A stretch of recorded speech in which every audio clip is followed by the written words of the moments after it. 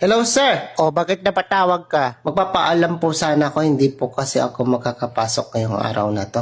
Alam, bakit naman biglaan yan? Alam mo namang hindi pwedeng umabsent. Alam mo namang marami tayong ginagawa, di ba? Kasi po, sinunog ko po yung bahay ng kaibigan ko. Ay, tarantado ka. Ba't mo sinunog? Masama yun, di ba? Masama naman ang gali mo pag ganyan. Opo, masama nga po yun. Pero ayoko po kasi ng mga taong masyadong matanong po eh. Ayaw mo na matanong, kaya mo sinunog? Kung tanong po siya ng tanong, kaya nainis ako, madali akong mapikon eh. Ganon ka mapikon, anak ng... Yung pasensya ko maikli lang, kaya sinunog ko po yung bahay niya.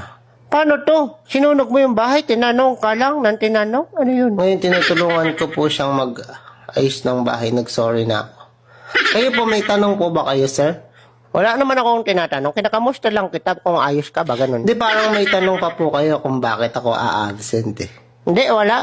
Bagong rules ng kumpanya yan, wag na magtatanong. Ano bago na, sir? Siyempre, kailangan ng mga empleyadong katulad mong damuho ka, nagpapahinga din. Ay, maraming salamat, sir. O sige, tulungan mo na yung kaibigan mo. Salamat po. Walang nga naman. Ingat po palagi, sir, ha? O sige na, impacto ka. Kasi baka may itatanong pa po kayo. Hindi dati pa talaga ako hindi matanong na tao na boss. Siyempre na, Okay. malinaw ba sa'yo? Ganito talaga ako eh. Malinaw naman po. Sige na, sige na. Sana mag-resign ka na.